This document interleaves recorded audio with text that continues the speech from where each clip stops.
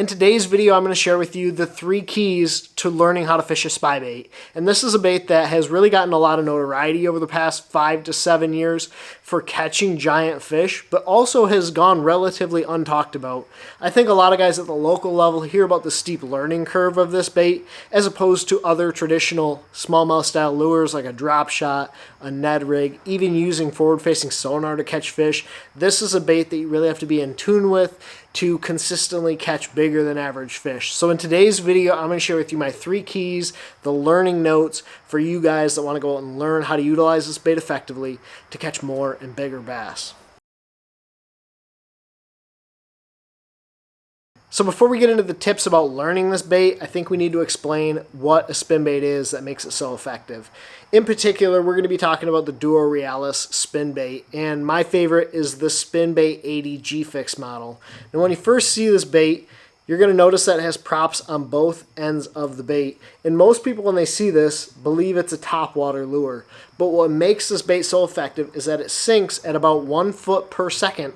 So you can count this bait down and target not only suspended fish, but isolated pieces of cover very effectively. This is a very slow retrieve bait that catches suspended and fish tight to cover very effectively with natural action. There's a couple key features built into the bait as well that make it really effective straight out of the box. The first one you're going to notice is when this bait is sinking, it's actually going to have a wiggle side to side, similar to a Senko on the fall. It's going to shimmy and have a very natural shimmy on the fall.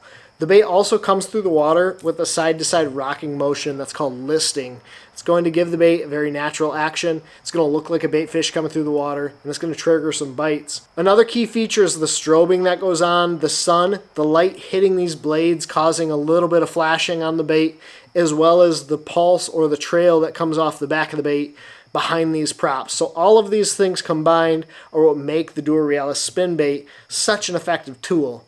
But what is really key about this bait is the way that you fish it, and there is a learning curve to effectively understand how to use this bait in different situations to catch fish. Hey guys, really quickly before we get into the tips of the video, just want to give you a heads up. Omnia is running a 20% off site-wide summer sale. So I'm going to leave a code right here to get 20% off your order, whether you're picking up Spybaits, Spybait rod, any gear that you need for your fishing. Omnia Fishing is running a 20% off site-wide sale using this code right here. So pick up your tackle that you need as well as your Spybaits to get set up for the end of the year. Key number 1 when you're fishing a spin bait is using a very slow to moderate retrieve. Now my big key here is taking a slower speed gear ratio spinning reel, and this is a 5 speed gear ratio spinning reel, and using the slowest retrieve speed possible. You just want this bait to barely come through the water. The big key with this bait is it has all of those natural actions built into the bait, so by just getting it to track through the water in a straight line is going to be extremely critically important. You're going to let the bait do the work for you, and it also lets those fish come from further distances, track that bait for a long way before actually committing to the bait. This bait has an incredible amount of drawing power, so your goal really is to give that fish the most opportunity possible to decide to commit to the spin bait. The other key to that slow retrieve is helping this bait stay as horizontal as possible coming through the water. As you increase that reel speed, as you increase that cadence, that bait's going to want to lift on you, which doesn't look as natural coming through the water. So by using that slow, steady cadence, the bait will track straight for you with less lift. Give those fish the most natural presentation as that bait tracks through the water. Key number 2 to learning a spin bait is going to be starting in moderate to shallow water.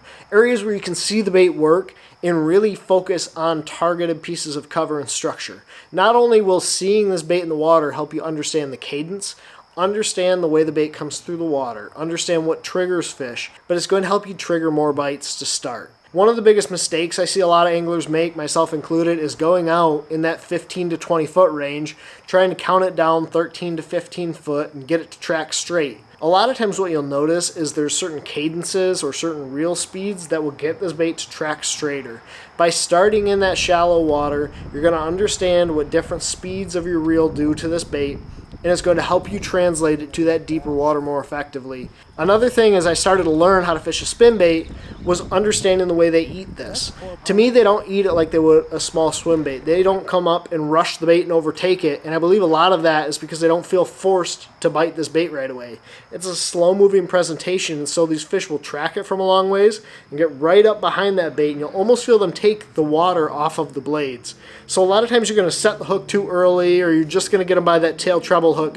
Fishing this bait in shallow water is going to help you see and understand the way these fish eat this bait, and really use that delay to your advantage to watch them overtake the bait fully before turning into them and setting the hook. Another tip for you advanced spybaiters that are watching this video is you can actually get a lot of bites in shallow water fishing this bait around isolated pieces of cover, structure, or dark spots on the bottom. This is something I've really enjoyed doing over the past couple of seasons, getting up in that shallow water where I can see what's going on, making long targeted casts to these isolated pieces of cover, and because you have a slow, steady retrieve, it looks very natural. You can get it very close to that dark spot, that boulder, that transition on bottom, and trigger fish to come up out of that piece of cover or structure and bite the bait. So not only is it a great approach to learn the bait, but it's also a very effective approach once you become efficient with the bait and really understand how to utilize it to target some of those bigger, shallow water bass. So tip number 3 when you're learning to fish a spybait is make the longest cast you possibly can. Whether that's to a piece of cover, whether it's across a long flat, give yourself the best opportunity to separate yourself from this bait. It's going to minimize the ability of that fish to recognize your presence, which is going to make them bite a lot more easily, but it's also going to allow this bait to track horizontally for longer periods of time.